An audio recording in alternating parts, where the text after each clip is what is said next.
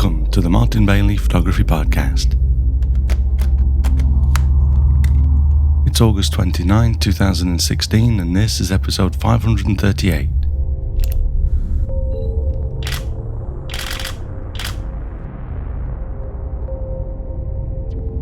Capture One Pro is a very powerful raw image processing application that supports the photographer's digital workflow from importing through to exporting in a number of formats. Today, we're going to look at many of the ways in which you can export your images from Capture One Pro, including printing. Last week, we covered importing and organizing images and catalogs in Capture One Pro. Right now, I'm in Greenland, and next week, I'll be in Iceland, photographing some of the planet's most beautiful and striking landscapes.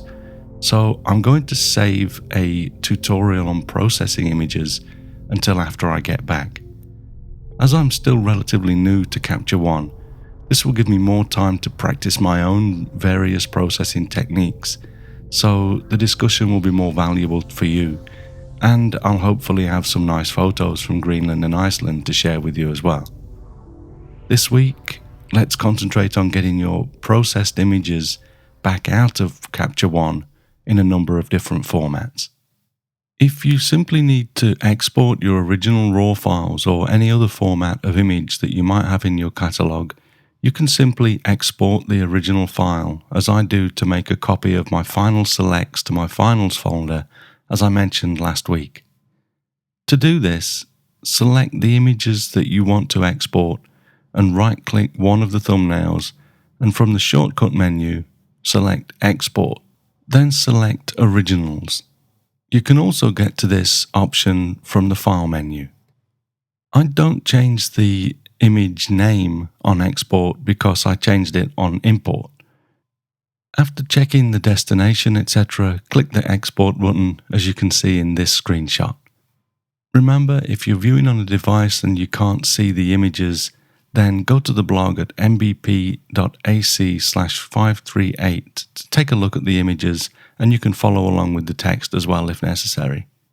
For most other file export operations, you'll first jump to the Output tab in Capture One Pro, which is the single cogwheel icon that you can see in orange in the top left corner of the screenshot that I'm showing you now. If you can't see the detail, then click on the image on the blog to view it larger. In the output screen, you can create and select process recipes, which are used to export your images into various formats and sizes.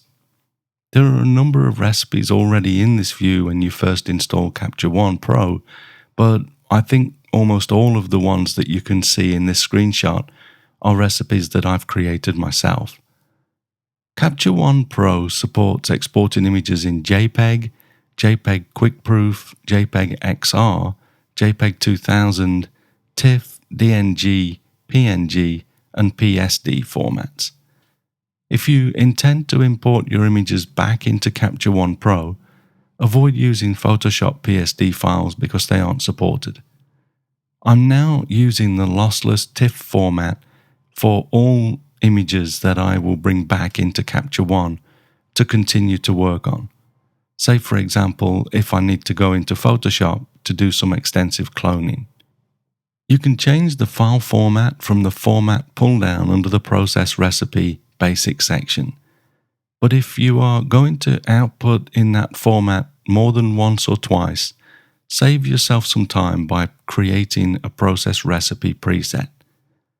To create a new recipe, click on the plus button in the bottom of the Process Recipes panel, and an untitled recipe will be added to the list with the name selected, ready for you to change it to something meaningful. You might enter something like TIFF 16-bit full-size ProPhoto RGB, which will be good for exporting images to edit in Photoshop. You can resize images during export as well and add watermarks, so let's look at how you might create an export for web process recipe. Note that if you start changing the settings under the process recipe section before creating a new recipe, it will just change the recipe that you currently have selected. So let's hit the plus button at the bottom of the process recipes section first and give our recipe a name, like export for web.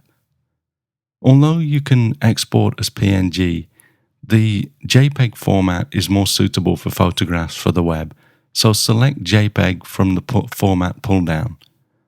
I usually select 92 for the quality because it halves the size of the file but leaves no visible artifacts in the image.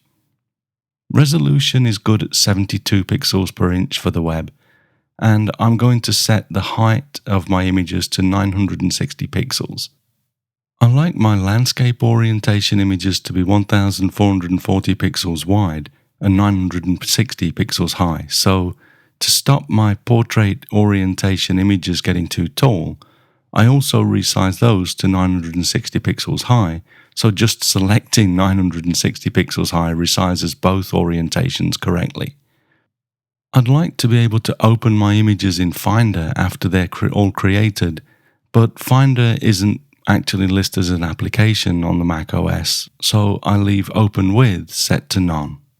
Select an output location, and if you want to change the name of your files on our output, create or select a preset for that too. You can see a summary of your settings in the process summary area, but before we click the process button, let's check a few other things. Under the Adjustments tab, uncheck Disable Sharpening because you generally want your resized web images to be sharpened a little. Under Metadata, select your required options. It's best to keep your copyright information intact, but you may want to remove GPS coordinates, especially if you're going to share images from your home. Including camera metadata is usually okay, and actually better if you're sharing your images in an education-centric environment, and including keywords is usually a good idea too. If you like to watermark your images for the web, you can do that under the Watermark tab, as you can see in this screenshot.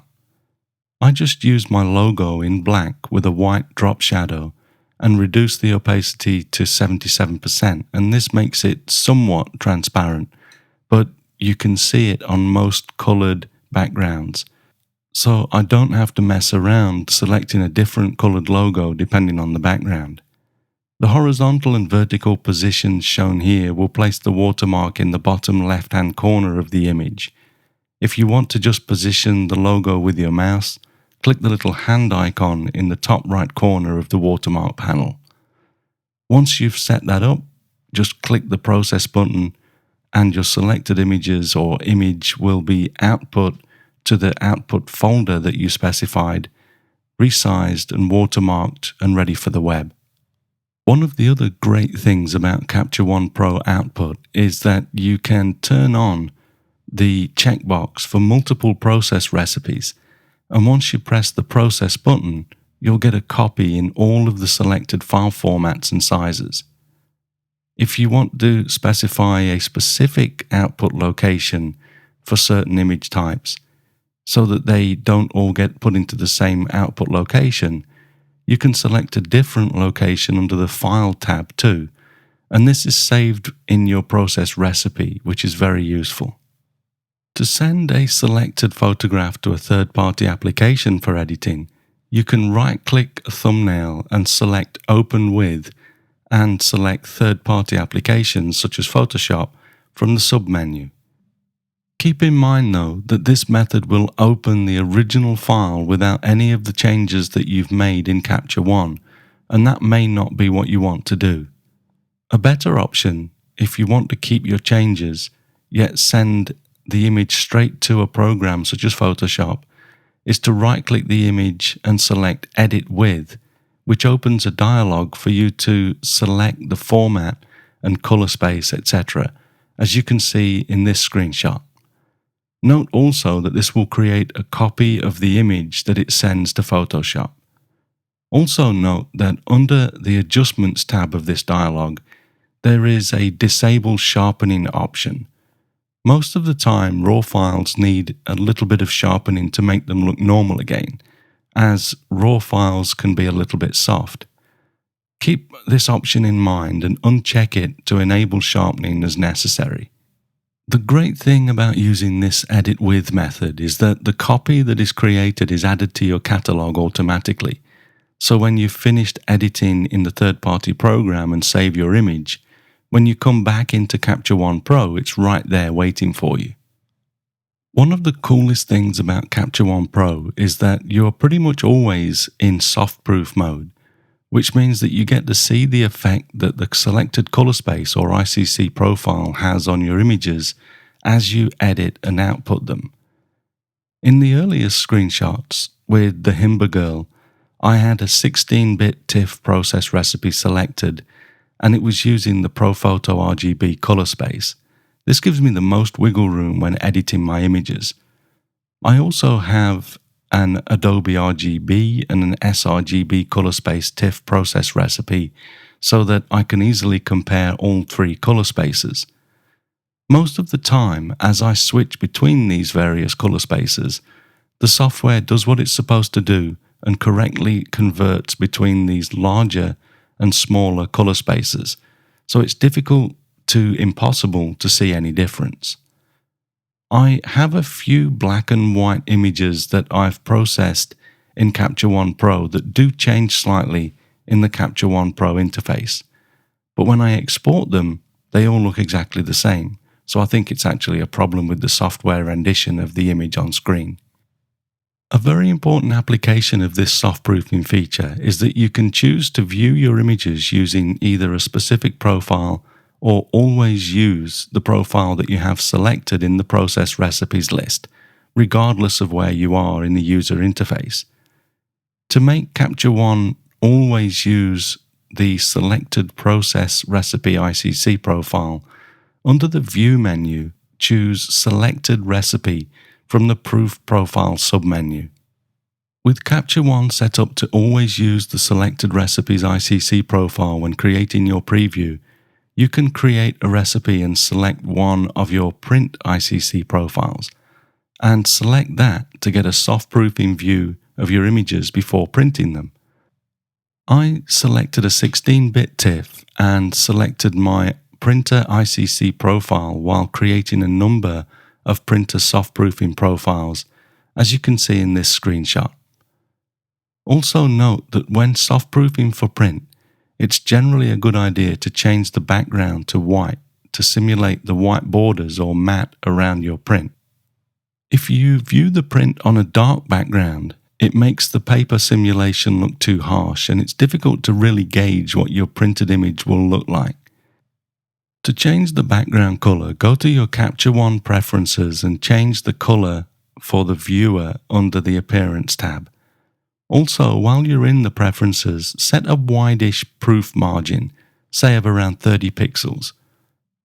With that set, you can easily turn on the proof margin with the button at the top left corner of the viewing area, next to where it says Background in this screenshot. Finally, if you have viewer labels turned on, showing shooting information and the file name below the large preview of your photo, turn that off by selecting Hide Viewer Labels under the View menu. By this point, you'll have a photo totally surrounded by white. You can see in this screenshot that when selecting a matte media type like Breathing Colors Pure Upper Gas Smooth, the image can look a little bit pale and lack contrast. I find that the reality is a little bit better than this in the print, but it's a good guide, as matte papers are never as punchy as gloss prints. If you want to make some changes to your images just for print, it's a good idea to make a variant, which is a virtual copy of the original image. In Capture One Pro, when you right-click a thumbnail and select New Variant, you get a copy of your image without any of the changes that you've made to the image. Assuming that you want to keep those changes and make further adjustments for your print, select Clone Variant from the shortcut menu. Another very useful feature in Capture One, especially when it comes to preparing for print, is the color readouts. Generally, when printing, you want to avoid total black and total white. I often don't heed this advice myself when it comes to blacks. I'll go to 100% black, and my printers usually handle it fine, but it's worth understanding this theory, and generally worth trying to avoid pure white. Select Add Color Readout from the bottom of the Picker tools, which is the second from the right in the toolbar above the viewer in this screenshot. Then click on some of the key areas of your photograph. I like to check the darkest area and the brightest highlight and a mid-tone. When I placed these color readouts on my original image, the background was 0, total black, and the shell was 255, which is pure white. So I created a clone variant and adjusted my levels to bring these values in just a little, which would be good printing practice. You can see that now in my resulting image, my darkest background has a luminance of 2, and my brightest highlight on the shells on the Himba girl's traditional necklace is 253. Her face is 111. Another option for checking the darkest and brightest areas of your image for print are the exposure warnings, which you can turn on with the warning triangle icon in the toolbar. I set my highlight warnings to 253 and shadow warnings at 2. As you can see from this screenshot, the background is mostly 2 or darker, but I intentionally darken that, and I'm fine with printing this image as it is, with just a little tweak. Of course, if you want to make any other modifications for print, increasing contrast, changing the colours to stop them going out of gamut, now would be the time to do it. Unfortunately, I've not found a way to display gamut warnings in Capture One Pro, so unless it's really well hidden, I don't think it supports it. I'm hoping that this is something that will change at some point though. Once you have your soft proofing done and are ready to print, you could of course just send the photo to Photoshop and print from there, but just as I always printed from Lightroom, I love to be able to print right in my processing and workflow tool. Plus, I hate printing from Photoshop, so I've been printing quite happily from Capture One Pro for the last few weeks. Unlike Lightroom, where you go to the print module to print, in Capture One Pro you can hit the little print button from the top menu at any time, regardless of where you are in the application. The print window opens and you get to select your settings. We can create templates in Capture One to save margin and layout information, but it forgets about the page size and ICC profiles whenever you close the program. Fortunately, these are quick settings to change, so select your paper size and the ICC profile for your printer and media combination from the Color Profile menu. From what I've seen so far, the print sharpening that is done by Capture One when set at 25 is enough for my own images. You may need to change this depending on how sharp your original image is, and also it may need to be increased for larger prints too. But for now, I've been leaving this at 25. You can set your margins depending on how much border you want. I use my 7 to 13% offset border to raise the image up slightly, and you can see the dimensions I use in my print borders spreadsheet that you can download at mbp.ac/borders. Once you have entered your border dimensions, click the Templates pull down and select Save User Template. In this screenshot, you can see that I called this one 18 by 24 inches 7-13 borders. So once that's set up, I can quickly recall all of my margin sizes and I'm ready to hit the print button. Another very cool thing about printing from Capture One is that when I switch from landscape to portrait orientation, it automatically switches the borders around for me. So I no longer have to save a separate template for each orientation. The only thing that I don't like about printing from Capture One Pro, and I'm hoping that this will be changed very soon, is that it does not pass the file name to the printer. It prints everything as untitled, and that renders the accounting manager with my Canon large format printer pretty much useless. I need to be able to identify files printed to find the print costs, and when they all say untitled, that becomes a pain, especially when I sometimes have to show the cost to customers via email, because without their file name in the accounting information, I could be charging them for any old print. Okay, so we'll wrap it up there for this week. As I said, I'll be in Greenland when this is released, and I'm not sure I'll be able to record an extra episode or two while I'm in Reykjavik before I start my Iceland tour. So there may be a bit of a blank before I get caught up again at the end of September. Do stay with me though, because I'll be back and I'm looking forward to sharing my new work with you and putting together a tutorial on how I'm processing images in Capture One Pro 9 as well. Remember that if you decide to buy a copy of Capture One Pro, you can get a 10% discount if you use our voucher code AMBP, and that's A for Ambassador and MBP for Martin Bailey Photography. Note that this offer is not available for subscriptions or the Sony version of Capture One Pro. Also, note that you can download a fully functional trial version of Capture One Pro from the Phase 1 website and try it out for a full 30 days before you buy. See if you love it as much as I do. Keep in mind as well that you can see all of the photos and screenshots that I talked about today and links to the various things that I'm talking about on the blog at mbp.ac/538. Thanks very much for listening today. If you enjoy this podcast, please share a link with your friends, and if you don't already, please subscribe in iTunes or your favorite podcast program to ensure uninterrupted delivery. If you have a moment to rate the podcast or leave us a review in iTunes as well, that really helps to keep us relevant in the huge number of podcasts out there now. You can find me on Google+, Twitter, Instagram and Facebook, etc. And links to everything that I'm up to are at martinbaileyphotography.com, so do drop by and take a look. I'll be back as soon as I can with another episode, but in the meantime, you take care and have a great week, whatever you're doing. Bye bye.